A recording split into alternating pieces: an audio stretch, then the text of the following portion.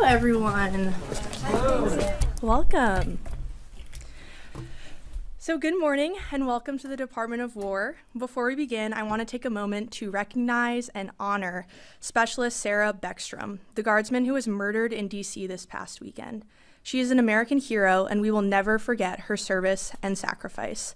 While we mourn her loss, we will continue to pray for the full recovery of Staff Sergeant Andrew Wolf, the other service member critically injured in this heinous attack.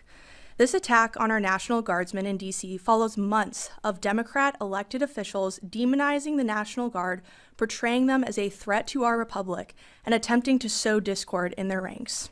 To name a few examples, Governor Gavin Newsom claimed that President Trump was fabricating emergencies in order to justify the deployment of the National Guard in some major cities. Governor J.B. Pritzker claimed that the deployment of the National Guard amounted to an attack on the American people. Outside an ICE facility in California, Rep. Maxine Waters taunted the troops standing guard and demanded to know whether they intended to shoot her. And of course, the seditious six urged members of our military to defy their chain of command in an unprecedented, treasonous, and shameful conspiracy to sow distrust and chaos in our armed forces. This rhetoric insults our warfighters who put their lives on the line every day to keep Americans safe, and it creates an environment where criminals feel emboldened to commit violent acts against them. Right now, over 2,200 National Guardsmen from all across the country are serving as a part of Joint Task Force DC, with an additional 500 on the way. Each one of them will continue working to ensure the safety of all who live, work, and visit the district. We will not lose sight of our mission. This targeting will only embolden our resolve. Our warriors are strong, and we will not back down until our capital and our cities are secure. Defending our homeland and rescuing America's greatest cities from endemic violence is the highest and best use of our military. I would also like to take a moment today to welcome all of you here to the Pentagon briefing room as official new members of the Pentagon Press Corps. We're glad to have you. Legacy media chose to self-deport from this building, and if you look at the numbers, it's pretty clear why no one followed them. National trust in these mainstream media outlets has cratered to 28%, the lowest ever recorded. The American people don't trust these propagandists because they stopped telling the truth. So we're not going to beg these old gatekeepers to come back, and we're not rebuilding a broken model just to appease them. Instead, we're welcoming new media outlets that actually reach Americans, ask real questions, and don't pursue a biased agenda. The public has moved on from the old model, and so will the Pentagon. This is the beginning of a new era. We look forward to working with you to keep the American people informed and to ensure transparency.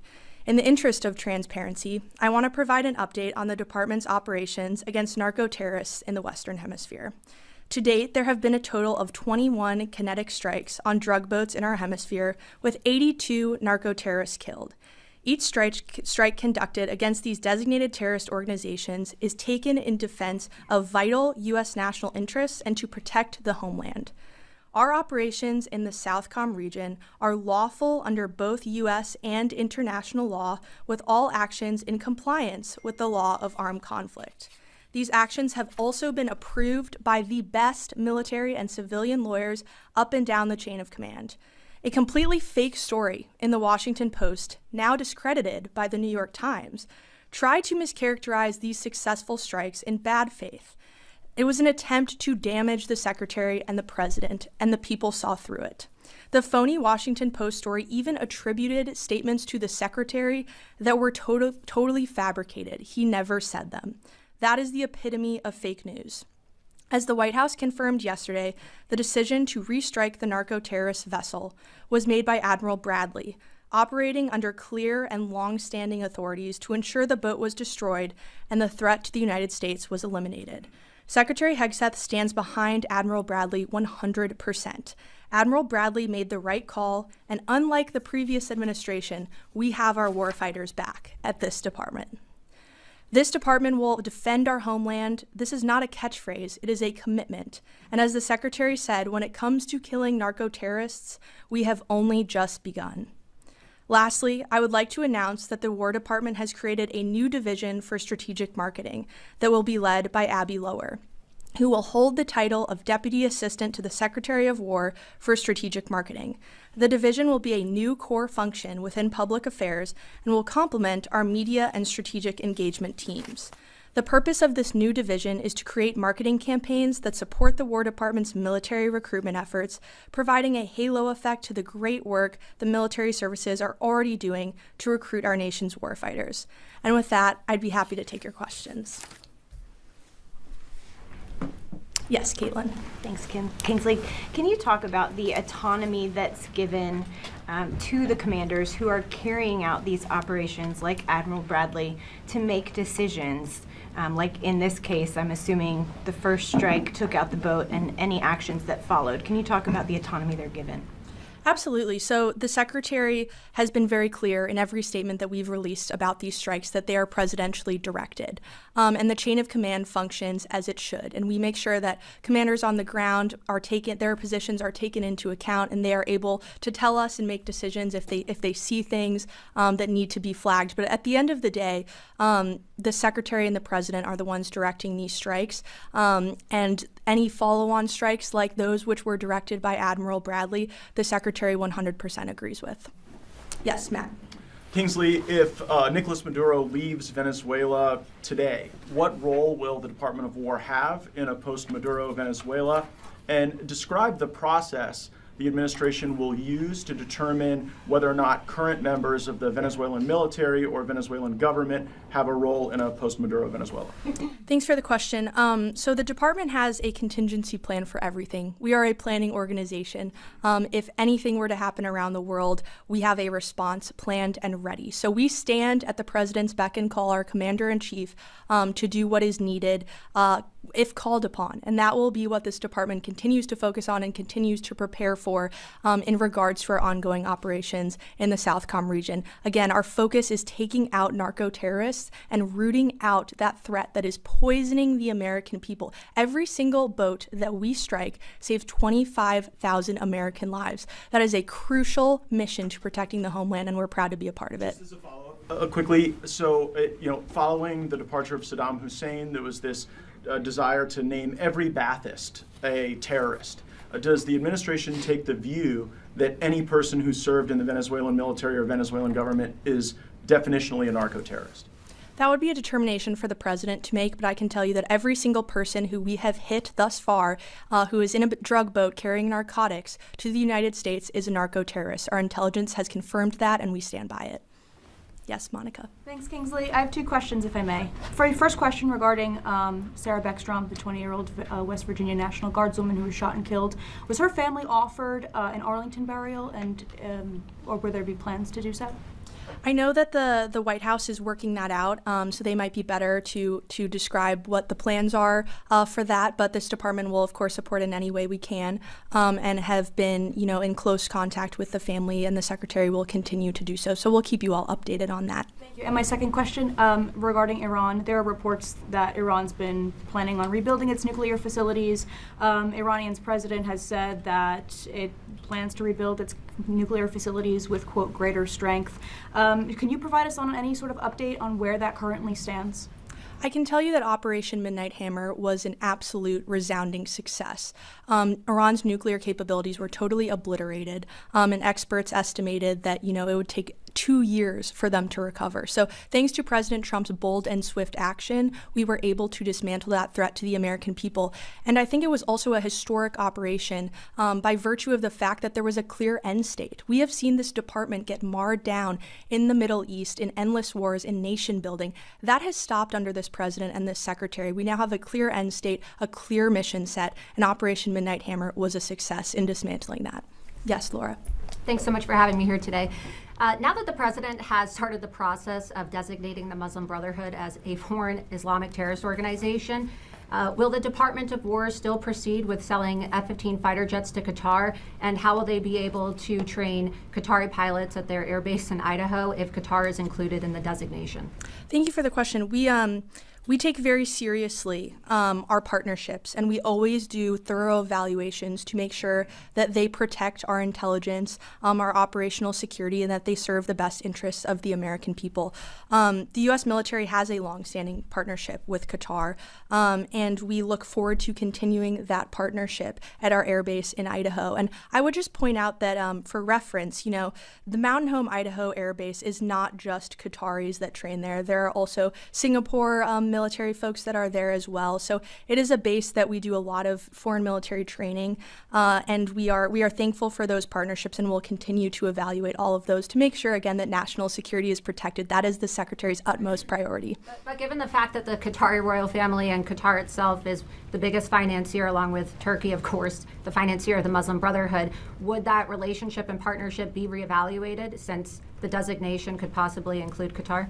I'm not tracking any reevaluation at this time, but again, the Secretary really keeps national security top of mind, and this administration does as well. So we will always make sure that American assets are protected.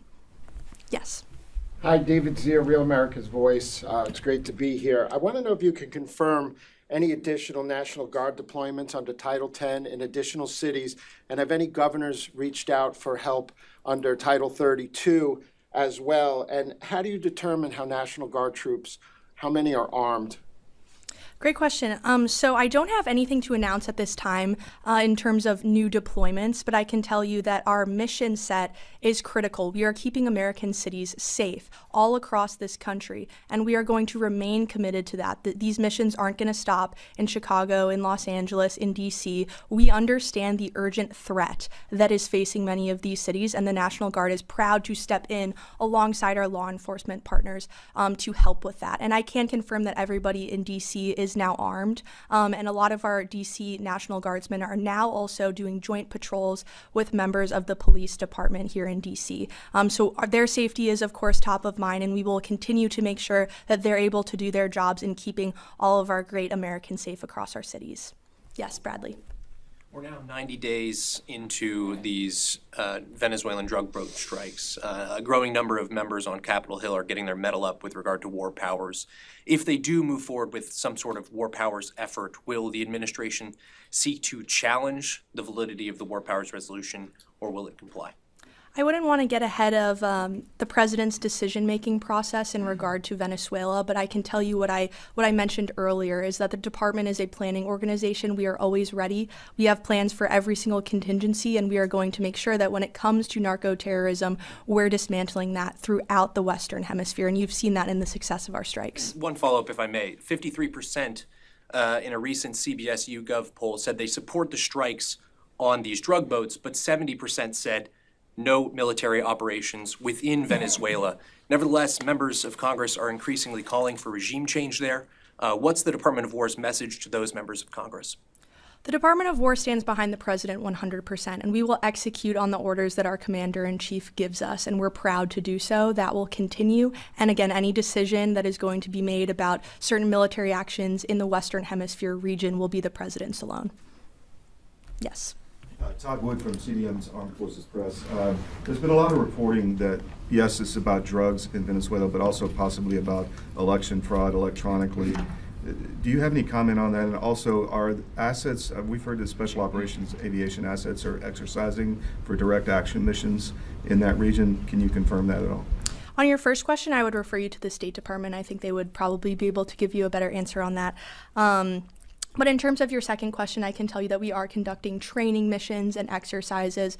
We've got the forward aircraft carrier now that is down there in the Southcom region. And as I said, the department's a planning organization. So a big part of that planning is doing trainings and make sure that we're ready at a moment's notice to protect our interests and to protect the American people from narco-terrorism. Yes, RC.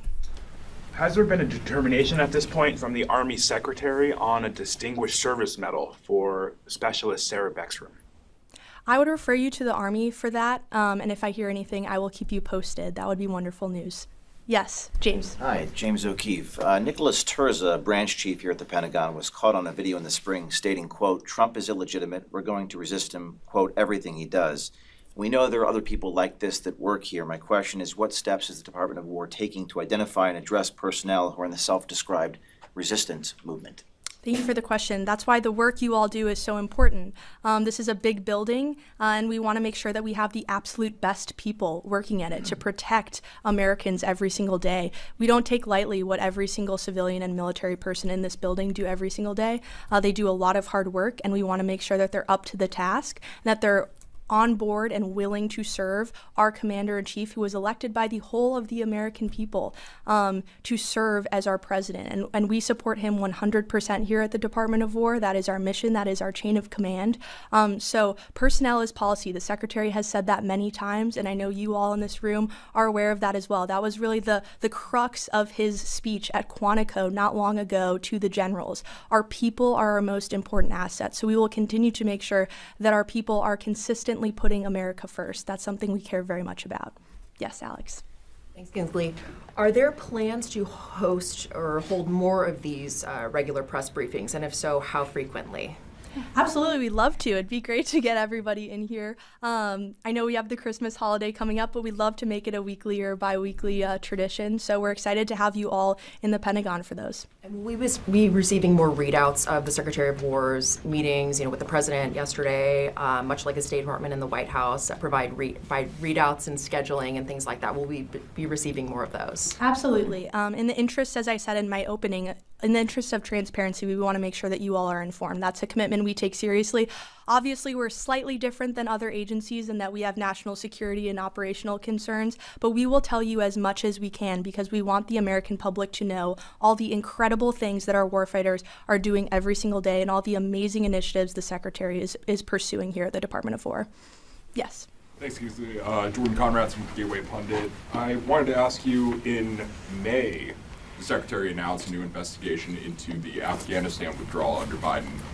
In light of the recent events with one of these refugees killing a service member, is there any updates on that investigation?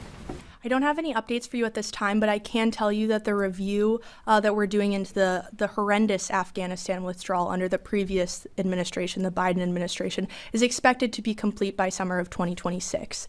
And we are committed to ensuring that this review, unlike others, is much more unredacted, that the American people are able to consume the report for themselves and see what truly happened on that fateful day and that fateful withdrawal. And we owe it to our service members to accomplish that. The review is being led by our chief Pentagon spokesman and senior advisor to the Secretary, Sean Parnell, an Afghan veteran himself. And he takes very seriously the responsibility to getting answers to the American people. So we are committed to that 100%. And in summer 2026, the public will be able to have that report. Yes. Thank you, Kingsley. A question for you in regard to the Afghan withdrawal. When we brought all these migrants onto military bases, or these refugees onto military bases, we saw a surge in assault immediately after, sexual assault and physical assaults. And then all of a sudden, under the previous administration, we no longer learned of anything that was happening anymore on these military bases. Does this Pentagon plan on giving us any type of criminal data on that to see what actually happened when they were brought onto these military bases? And do we have any status updates on FBI investigations and such?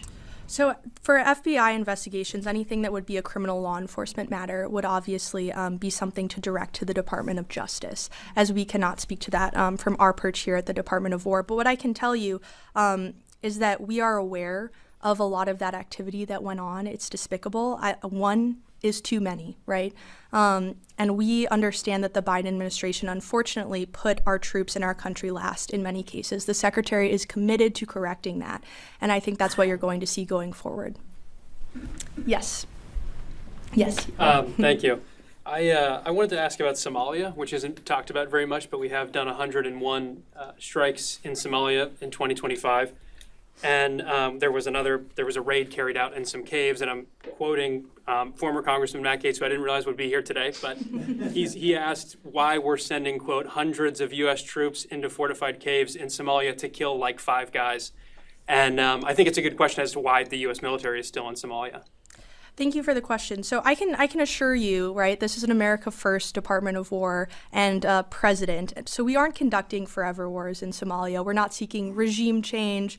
or, we're not nation building. But I will say that this department's narrowly scoped, intelligence-driven counterterrorism operations in places like Somalia, alongside our partners, allow us to protect the American homeland from terrorist threats and to protect our interests. So we will continue to make sure that the American people are kept safe. That's our utmost priority. But, we're not isolationists. We're also not neocons. We're realists. We understand that threats face the American people every single day. We take that incredibly seriously. But at the same time, we're always going to make sure that we're putting America first. And if I could follow up on Laura's question, actually, but from a different angle, she mentioned that are we reassessing our relationship with Qatar because of funding of the Muslim Brotherhood? It's been widely documented in mainstream Israeli papers that the Israeli government funded Hamas, which we also designate as a terrorist organization. Are we therefore reassessing our relationship with Israel because of this? That would be a better question for the State Department, as they're the ones who have those foreign diplomatic channels. Yes, Ryan. Thank you. And thank you for doing this press briefing. I wanted to get back to the Southcom strikes real quick, just broadly speaking, not specifically about the September 2nd strike, but broadly speaking, are we doing any kinds of post-strike assessments to determine that the intelligence that informed those strikes was accurate? Are we recovering any drugs on board those vessels? You mentioned each vessel struck is equivalent of 25,000 overdose deaths. So are we mostly picking up fentanyl or cocaine or what have you? What's going on with these boats? Like, what's on these boats? Yeah, thank you for the question. So I can tell you in terms of your question about intelligence that our intelligence absolutely confirms who these people are. And I can't get into right from this podium how we know that. I don't want to communicate to the enemy the ways in which we're carrying out these strikes. But I can tell you that without a shadow of a doubt, every single one of our military and civilian lawyers knows that these individuals are narco-terrorists. We know what they're carrying, where they're coming from, and where they're going. And they are trying to bring drugs to our shores that kill and hurt American citizens. The president takes that very seriously, and when he designated these groups designated terrorist organizations, that opened up a lot for us here at the Department of War. We can engage in ways that we never could before. So that's all I can say at the moment on that topic, but I can 100% affirm that we know without a shadow of a doubt who these narco-terrorists are. Yes, Wade. So you were speaking earlier about the Washington Post report concerning the Secretary of War and Admiral Bradley. And my question is, does the Department of War plan on pursuing any sort of legal action against the Washington Post? And what consequences will there be for lying to the American people? Because, of course, the implication there was that Pete Hegseth and Admiral Bradley are war criminals. And that was the implication, and that's what a lot of people on social media were saying after the fact. So could you speak to that? Yeah, it is frankly disgusting that the Washington Post would publish something that is so insanely false. And we've seen this from the mainstream media before, right? Anonymous sources that are being quoted that probably have no idea what's going on. And the Washington Post actually went so far as to falsely attribute a quote to the Secretary of War, that he never said. That is preposterous that they would write that and pass that off as true journalism. Thankfully, the New York Times stepped in and corrected the record and let the American people know that what they were publishing was absolutely fake news. So the Washington Post, I think readership should think twice before reading that outlet again. It is disgraceful that they call themselves journalists, and we told them as such, right? We get press queries like we do from all of you. We told them this story was completely fake news on Thanksgiving evening with a 3-hour deadline, and they still published it anyway. It's disgraceful, but thankfully the American people see through it. Yes, Jack. Kingsley, does the Secretary's office or the Pentagon in general, the department, have a message for Senator Wicker, who as a Republican has now backed this inquiry into Secretary Hegseth, again, accusing him of war crimes? It seemed strange to see a Republican going after one of President Trump's own cabinet members. So I can confirm that the Secretary of War spoke with Senator Wicker, and they had a good conversation where he was able to explain to him a lot of the rationale behind these strikes. And we work closely with all of our partners on the Hill, whether Republican or Democrat, to keep them up to date on what this department is doing in regards to the strike. So we will continue to do that, and we'll continue to brief members of HASC and SASC, and we look forward to continuing those relationships. Quick follow-up, you mentioned working with partners on the Hill. Another senator on the Hill, the Democrat side, is Senator Mark Kelly. Now, we heard some reporting about a possible investigation into him regarding his status as a retired member of the United States Navy, still on pension, and therefore still under the jurisdiction of the Uniform Code of Military Justice. And as such, his membership, you mentioned the seditious six, would that be grounds for possibly bringing him back to active service for an investigation, for NJP, or even a full court-martial? So you're correct. The Department of War received serious allegations of misconduct against Senator Mark Kelly, and in accordance with the Uniform Code of Military Justice and other applicable recommendations and regulations, we're doing a thorough review of all of these allegations. And the Secretary of War has tasked the Secretary of the Navy, John Phelan, with doing a thorough review, looking into all of these allegations and providing him an update on December 10th. So we will have more information to come on that. But I would just add that this despicable video that Mark Kelly participated in with the seditious six was a politically motivated influence operation that was an attempt to undermine the chain of command to sow distrust and division in our armed forces. That is absolutely ridiculous, and it puts our warfighters at risk. And again, he doubled down on the Sunday shows. I don't know if you all saw him on the Sunday shows, but he basically insinuated that service members who do not defy President Trump's orders could face potential prosecution in the future when Democrats are back in power. He even called our troops and likened them to those of the Russian military. This is totally disgraceful from an elected official, and the department takes it very seriously, and that is why we have launched this review. And just to be clear, so if Secretary Phelan were to recommend court-martial, that would be on the board? What was the question? Sorry. If Secretary Phelan were to recommend court-martial, that could be an option on the table? All options are on the table at this moment in time, and we look forward to getting the Secretary of the Navy's review. And the Secretary of War has been very clear in his statements as well that he takes this extremely seriously, and it is unacceptable. That's all the time I have today. Thank you all so much. I really appreciate you coming out.